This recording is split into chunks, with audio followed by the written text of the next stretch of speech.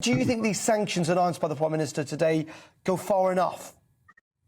Well, they're only the start, as the Prime Minister made clear. Plainly, there's a very long way to go in terms of economic pain that the Russians are going to have to bear if they continue down the route they've started on.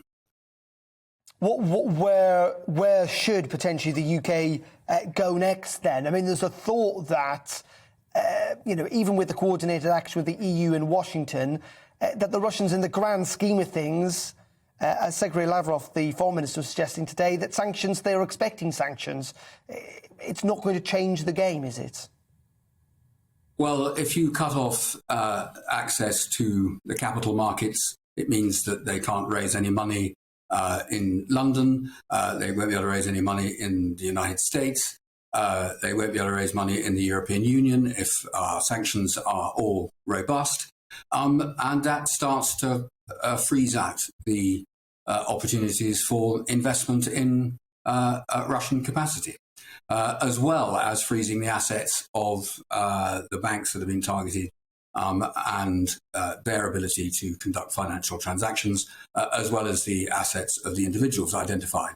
There is a much longer list of individuals, and we should be looking at the list that Mr. Navalny has produced of people who are close to Putin. I think there are 32 names on that list, and we should be looking to sanction them. And thanks to the Magnitsky sanction arrangements we've now got on the statute book, we've got the capacity to do that. Graham, what are your thoughts on all of this? As I say, some MPs expressing their frustration the Prime Minister should have gone stronger today. Crispin, though, suggesting this could and maybe only the start. Well, I think the Prime Minister said that, and I agree with what Crispin said on this matter. I don't think we can underestimate how weak Russia is economically. Their economy has been shrinking. I think Putin is in a weak position, which is the traditional way that dictators respond to weakness at home, is to find an enemy abroad, and that's what he's doing. The economy is shrinking, and he's looking to do something else. They don't make anything that anybody in the world wants to buy. They're basically selling minerals, gas, oil, and they've got fertilizer, and that is it. That is 90-odd% of their economy. So hitting them economically is very important. And people said they will move towards China. I mean, I think that the Russians historically are more threatened by China than they are by Europe. Both sides of the Russian Empire at different times have been invaded by both sides.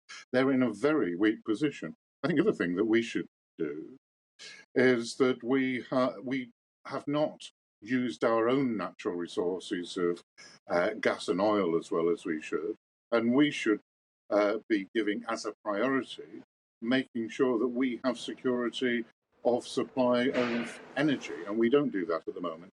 And that making ourselves stronger in these areas is going to make Russia weaker. Crispin, what did you make of Vladimir Putin's speech last night? Many people saying, none of this is new. I mean, he's spoken about this quite a lot in the past. He wrote an essay last summer. To a degree, do you think that we've all been too late here in the West, that actually tougher action years ago around Georgia or Crimea means we might not be in this place? Well, there's a pretty unpleasant undercurrent of ethno-nationalism that runs through this, that there is something precious about the Rus, and that the Ukrainians have had the temerity to stand aside from Putin's identity of Russia post the Soviet period. And the Ukrainians are absolutely entitled to stand aside from it. There was a Ukrainian Soviet Socialist Republic as a member of the UN, as there was a Belarusian one. These are identities that have been recognised throughout the whole of the 20th century, let alone the 21st century, when these nations got their independence in 1991 with the collapse of the Soviet Union. And we owe it to the Ukrainians to stand alongside them and help them protect their own independence and their own freedom, And if they want to engage with with Europe and the European Union and look west, not east, they are absolutely entitled to do so. And of course they do. Just in regards to what's going to happen next, Graham, we've been told, haven't we, by the United States, Britain's other of the intelligence agency, that we were looking at a full-scale invasion of the entire country. Of course, there still are 150, 160, 170,000 troops amassed around the border in various different countries surrounding Ukraine effectively. Do you think that this is it? This is Putin's playbook, or do you suspect he still has plans to invade the entire Ukraine? It's very difficult to know what is in Putin's mind.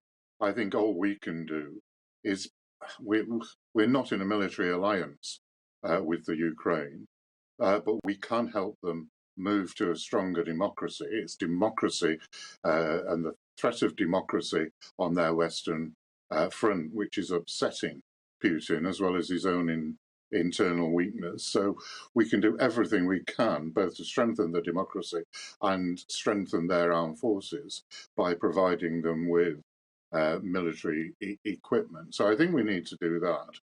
But what he's going to do next, I don't know. I think we can also do more about all the Russian money that has been washing about in London and the rest of the United Kingdom for the last 20 years or so. I think we've been very relaxed about that, and we shouldn't have been. We should have stamped down on that, and we should have had a much stronger reaction. There was barely any reaction when Georgia was invaded. A little more later when the Crimea was invaded. But our reaction internationally wasn't strong enough to those events, and we need to get this event right in terms of our response, so it restricts Putin. Putin, make no mistake about it, Putin is under threat because the economy is declining and he is so weak. Just very finally on that, Crispin, in terms of money here in the UK, Russian money, we know the oligarchs have set up shop, essentially, particularly in London, over the last couple of decades. And, this is not a party political thing to a degree. It happened to Labour as well. Is it time that now came to an end, that there's a full stop put at the end of all of that? Well, of course it is. And the improvements in understanding the beneficial ownership of all these assets is going to help that. And we can no longer allow the markets in London to be party to this. That's crystal clear. And it is it should be a very important lever in our hands as part of the whole barrage of sanctions from the whole of the liberal democratic West, who've got to stand up for freedom. And we've got to stand up for freedom and democracy and the rule of law, which Ukrainians deserve just as much as anyone else. And frankly, the Russians deserve it as well. They have been governed now for over 2 decades by someone who, frankly, is a gangster, where more journalists have been killed, I think, than anywhere else, have been imprisoned, where the rule of law is a pretty laughable concept in Russia. And it's now time for us to insist that Russia now follows the international rules of the road. Now, that is going to imply, if Russia decides to escalate this action beyond the territories that are already occupied by separatists, some quite difficult questions about making sure that the Ukrainians have a war-winning capability. And people should have to pay attention to the cyber and air battles, which is where, in the end, Ukrainian ground forces will certainly, I believe, possess the determination to hold their territory if they are attacked by the Russians. But we need to make sure they win.